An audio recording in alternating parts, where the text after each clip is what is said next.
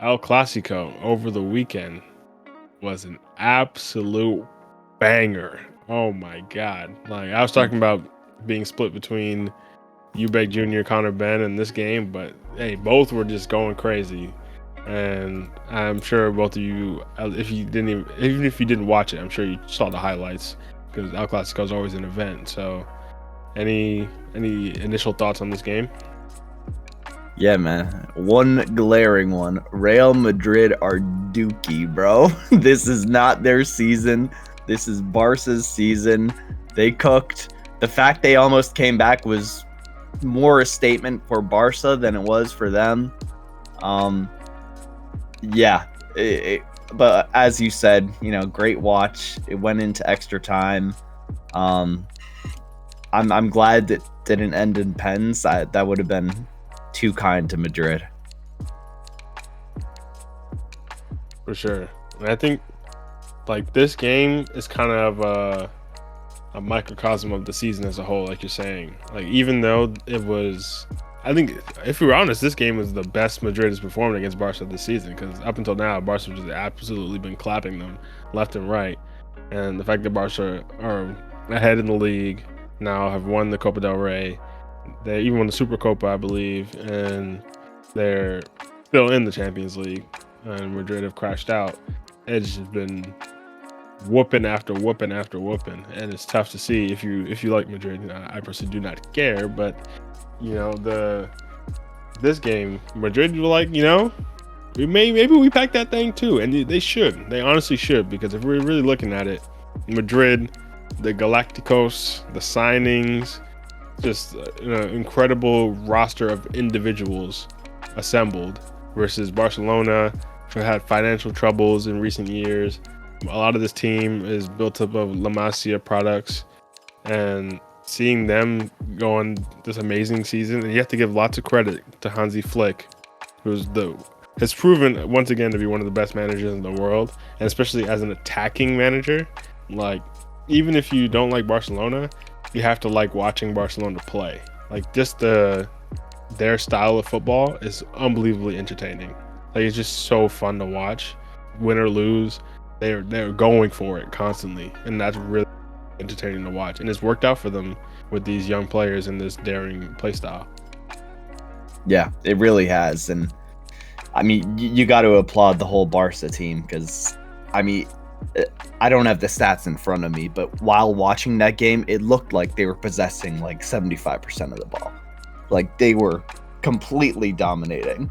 And things really only shifted when Mbappe was subbed on in the second half. That's when I noticed a shift with Madrid. But even then, I mean, you had no sense that they were going to really compete for it. The fact that they did tie it up and bring it to extra time was already crazy. But I think they just need this season to be over with, have the summer come by, get a new coach probably, given Ancelotti is likely going to Brazil to coach the national team now. I'm curious who the next Madrid coach will be, but we could save that discussion for a bit. Yeah, and I think I did check the stats, and it's looking like Barca possessed 60%, which is accurate to what you're saying. But Eric, looks like you also checked out this game. Yeah. I actually had a question to begin with too. Lexi mentioned that Mbappe was subbed on in the second half.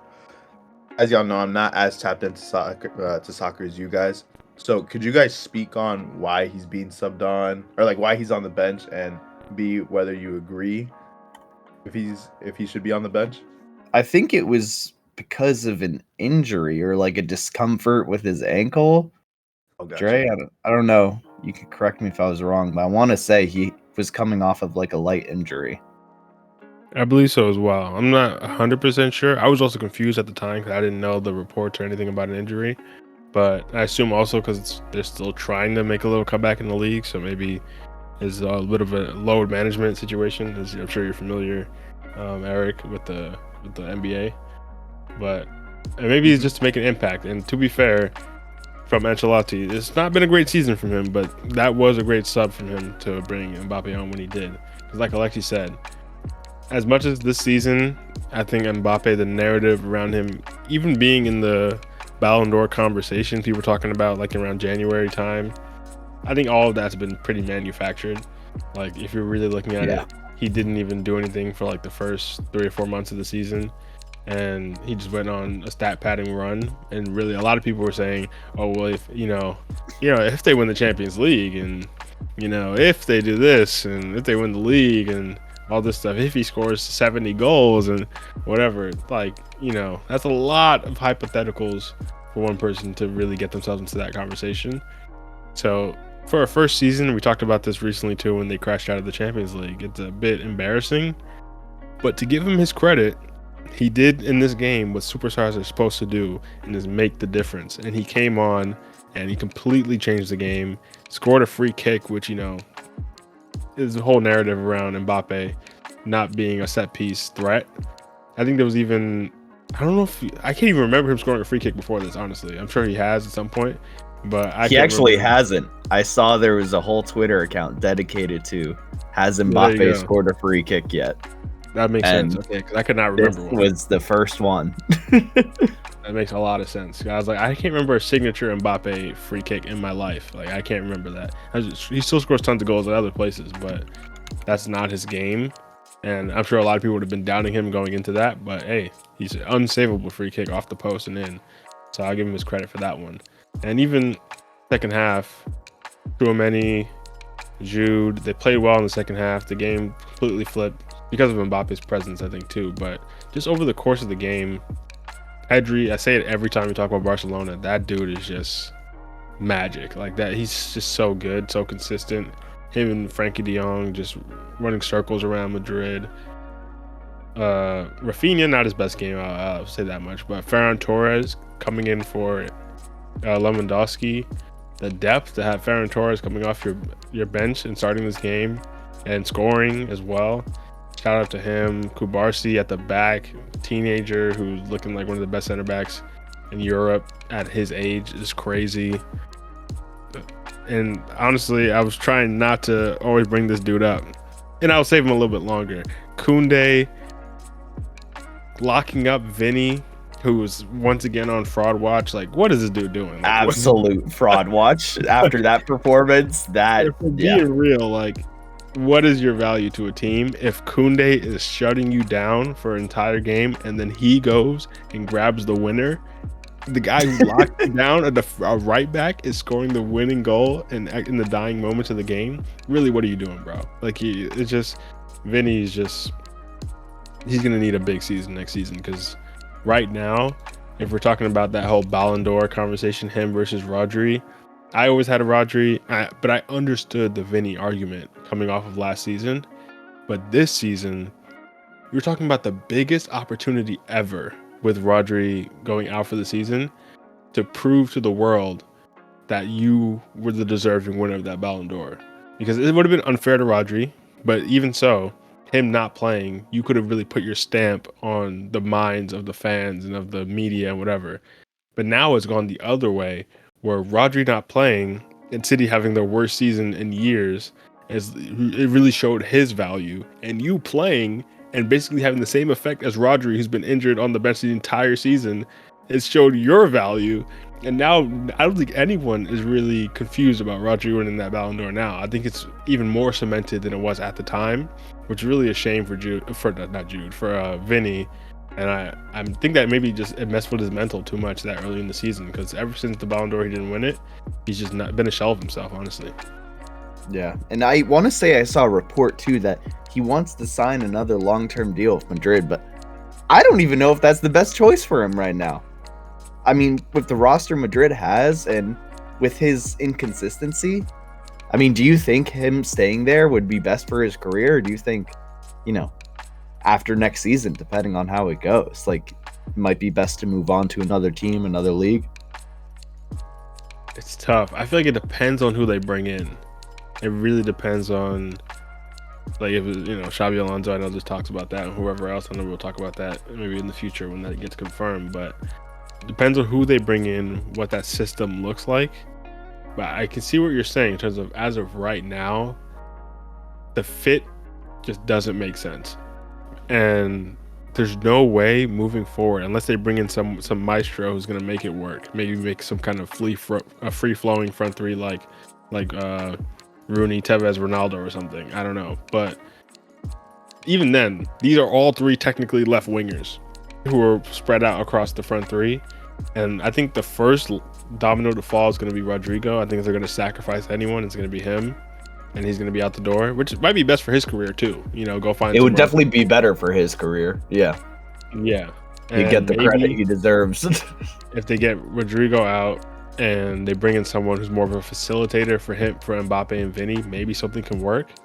But I can see where you're coming from. I don't think he'll leave, or I don't know if it'll be best for him. Maybe mentally it'll be best for him because they've been a little racist over there in Spain to Vinny. So maybe that's a whole other debacle. Yeah, maybe you want to get away from that. But the fact that he wants to stay, I can respect that he wants to prove himself. But maybe he knows who the next coach is going to be and we don't. So maybe it's something he knows that we're not aware of. But we'll see. I think there'll be something very interesting to watch over the summer, how they reformat the squad. Because I don't think there's going to be a lot of ins and outs because you have all the pieces. You just need the Kroos replacement, which they never got really. Like Toni Kroos's absence has really been felt on this team, and then you have to sort out the balance of that front three. Once they sort that out, there's no reason, especially if they bring in a Trent, there's no reason Madrid shouldn't be right back in these Champions League conversations next season. So we'll see who they bring in. I think that's going to be very fascinating. And Ancelotti, legendary coach, but you're done, buddy. You're done. He had his time. On this level, go have fun with Brazil. I think Brazil will be interesting. It's funny because you're coaching some of the same players there. Yeah. But, I think Brazil will be interesting because they also need a massive revitalization. Brazil are terrible for the amount of talent they have. They're not a good national team. So maybe they can rise from the ashes together. So I'll be very fascinated by that. But there's one person I do want to talk about we haven't talked about yet.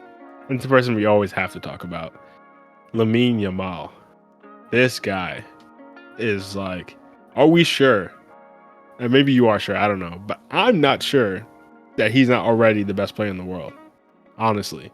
I think it's not too crazy of a reach to, one, put him in that conversation, but two, to stamp him as that player. If we're talking pure eye test and just ability on the field, I know the numbers won't back it, but just watching him, and I don't get to watch him as often as maybe Salah or just other Premier League players, so maybe it's more of a novelty that makes me feel that way.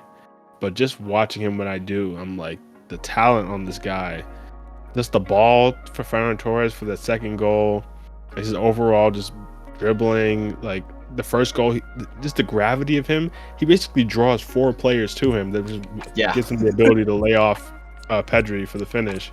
I think they're aware. This guy is just ridiculous. I would say I don't like the dyed hair. Hey, what are you doing, buddy? But yeah, that's the one thing we got to call out, bro. He's got to buzz that ASAP. I don't care. Get rid of it. I get it was a Neymar tribute. That's not it. Leave that with Neymar. And Neymar's my guy too, but you should have left that one in the vault, back at the hair salon. But if we're talking about on the field, I'm not sure that he's not already the best player in the world. No, I definitely agree. I won't say I had doubts at the beginning of the season, but I was he's definitely one of the most talented, but it's too early for that conversation. But I mean, the performances ever since the Euros and then this season, I mean, it'd really be hard to say anything else. I mean, watching him is, and I don't like to use hyperbole like this, but it was really magical, man. The dribbles he's able to do, and just the vision and the assists and everything he does. I mean, you can't really find any flaws. And then even just his confidence in the way he challenges players and takes on players and doesn't, just turn around and pass it all the time half the Prem players do. Nah, he will take those challenges on, and most of the time he will win them. It's insane, and it's something that we were very privileged to see a lot growing up with the likes of Messi. And it looks like we're going to be very lucky again for a long time. I mean, if he keeps developing at this rate, I mean, he might be hitting those numbers. I don't want to say too early, how good he will be, but I can see that path is not crazy. For sure. And I think the only thing stopping him from hitting that level is being an even more. He still puts up goals, but like an even more consistent goal scorer specifically. Like, not that I think you can be the best player on the pitch without scoring goals, which I think Pedri is a lot of the time. But I think if he becomes even more consistent in terms of actually putting the ball in the back of the net, in terms of just creating a lot of great chances, then I think it's going to be honestly undeniable. I think there's going to be no one even really close as a number 2. I think right now the fact that most of his game is predicated on the playmaking and the dribbling, the chance creation, and you can still have other players kind of in the conversation. But I think if we're talking about because earlier in the season we 100% would have said Salah, runaway Ballon d'Or, and he's still going to win Prem Player of the Season just because the Prem hasn't been the strongest, and we're going to get into that. But you're talking about now late in the season, doing it when it matters the most, and these big competitions, and then like you said, the Euros as well, big competition, end of the tournament, like goal in the final. Like that's the kind of stuff where you really cement your place and you stamp it like I'm that guy. And I think it's one thing, and no disrespect to Salah, like with the league campaign you do have to be consistent over the entire campaign, so that's all respects to him in that sense. But in terms of like we talked about it with the Champions League and going against Inter, how we're hoping to see a performance we'll remember from Lamine in those 2 legs. He gave it to us a little early in this El Clasico. Like this is the performance I'm gonna remember, even without scoring. I'm like, okay, Lamine in the biggest games is showing himself to be the biggest player, and that's something where it's no longer, 4-16 or 4-17. This is impressive. Now it's just for the sport. This is impressive. If he was 27 doing this, I'd still say, wow, this is just great performances. This is like on par with what Dembele's doing over at PSG and Rafinha's doing on his own team and Salah's doing over in the Prem. Like this is something that if you're getting compared to Salah, who's like, nearing the end of his, I'd say, competitive career, probably. Yeah. I mean, that's just insane. That's insane to imagine. And I do think it's also interesting, again, just with El Clasico being what it is, having the other supposed one of the best players in the world in Kylian Mbappe on that team and his performance. Not at all bad, but it's also like seeing the 2 play. I mean, it is a stark divide, and it makes me want to go back and watch Mbappe clips from like earlier on in his career, because kind of Lamine and his confidence, it reminds me of that. But Mbappe since then, I don't want to say has gotten worse, but hasn't developed at the rate I would have expected, especially being at Madrid, even though he's still, hitting records. And, I think it was the most amount of goals since Ronaldo or something, like in a first season at Madrid, some weird stat like that. But it's just crazy how, there are levels to this. And, a 16, 17-year-old can very easily reach the top, apparently. Which is, you never would have expected. And to be fair, playing this well this early and having this many minutes, that could always, knock on wood, I hope this never would happen, because I want to watch this guy have an amazing career, like 10+ year career. But that could always spell disaster in terms of like just putting too much mileage on the body early. So I hope whoever coaches over him, whether that's Hansi Flick or whoever for however many years, keeps that in mind. Because I do not want to see a Lamine Yamal who's 23, 24 and is, fading out because he just had too many miles on his body. Or even talking about like a Hazard who I think retired or like went on this downturn way too early, who should have had a few more years left in his career, especially with these type of like throwback wingers, which Lamine is. Not this, like you said, this reach the edge of the box or reach the touch line and pass back winger that I cannot stand. Like these are guys who are going for it. I would hate to see that is what the sport is. We need that. We need that. That is the football heritage, man. Which is crazy because like you said, Mbappe really reminds me. You could tell he's a Ronaldo fan. Yeah. In terms of his play, and Lamine. I think a lot of guys grew up now, probably his age, probably really love Neymar, but you could really see the Messi in him as well, which is funny to have that parallel. But the craziest part is Mbappe is 8 to 9 years older. Than Yeah. Lamine. Yeah, that's what I'm Mbappe's saying. gonna Like, be Mbappe's retired. like, what, 26? 25, Yeah, I think he's 26? 26. Yeah. And And we're he's gonna still having retire. conversations of like potential and what levels he can hit. And it's like, This I is don't know, wild. man. We're kind of at that time where you should be hitting peaking those right now. Like You should be peaking right now. This next season, next 2 seasons, I want to see peak performances. And we should, and we still can. With the right coach. He definitely Right still team, can. we He still definitely still can. can. I got faith that he can. But I'm just saying now, the clock's ticking. The clock's definitely ticking. And Mbappe could be heading to Saudi when Lamine's only, like 24. Like, it's crazy. 24, 25. Like, that's the crazy amount of talent we're talking about here. Yeah. But I don't know if you And have anything I else. don't think Endrick is gonna be ready to compete at that And time. Drake came on in that game and did absolutely nothing. Went offsides like twice in a row or something. Yeah, the levels have been shown. The levels have definitely been shown. Yeah. He could, but the thing is, with someone like Lamine and some other players as well, where you're like, even Jude, or for his age, and Pedri for his age, we see dudes peaking, like not even peaking, but like as being on the ascension so early that it makes us forget like those players who are developing and still like getting to that level at 23, 24. That's normal. Like someone for like Garnacho, for example, he should still be on the ascension, and maybe we'll get there in 3 to 4 years, and that's normal. But now it feels like, because Lamine is potentially the best player in the world at 17, Garnacho at 20, we're like, this dude's a bum. But he's really not. And like all these players, for example, in that same vein, we're like, okay, these dudes, like, you're washed if you're not hitting these numbers by 20, and really that should not be the case. But yeah, I hope players don't compare themselves to him in the way of like, that he's the norm, because that is most definitely not the norm. 100% not the norm. But I don't know if you have anything else to add on this, Eric, before we hop over to the Premier League. Nah, I mean, I was gonna speak a little bit on the actual game, but Oh yeah, for sure, go for it.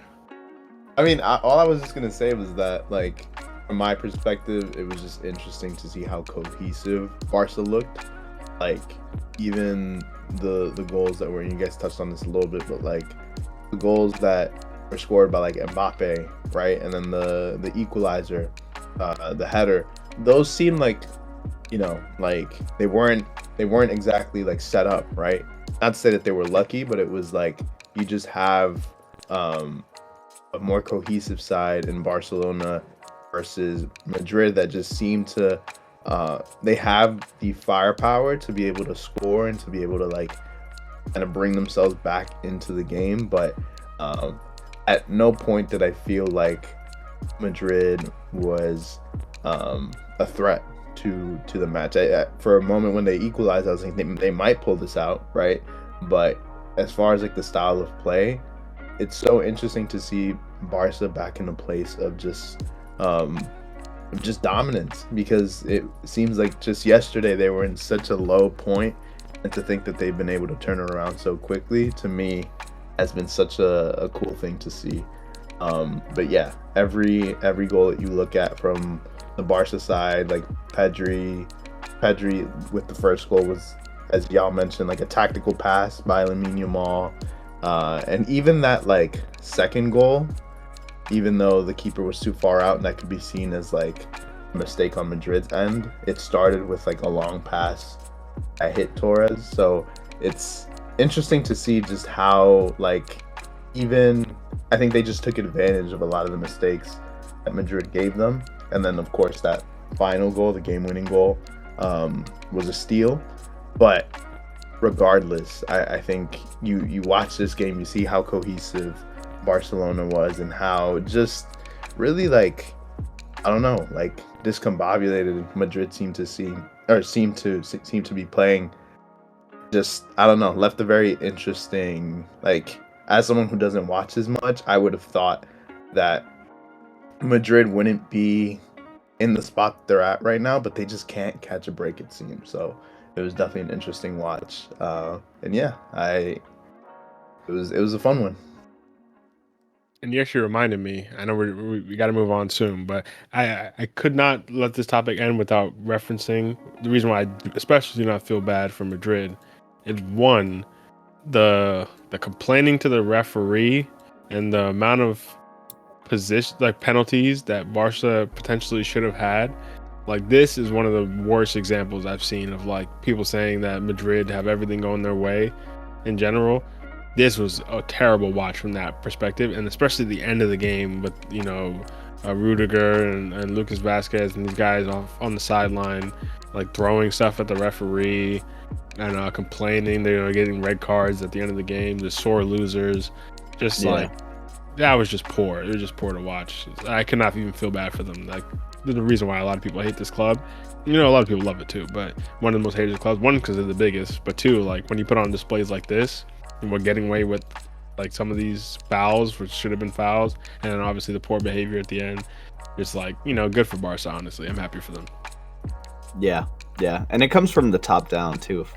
Florentino Perez, like, it's crazy how that attitude against refs and just basic sportsmanship, there's a complete lack of that at Real Madrid.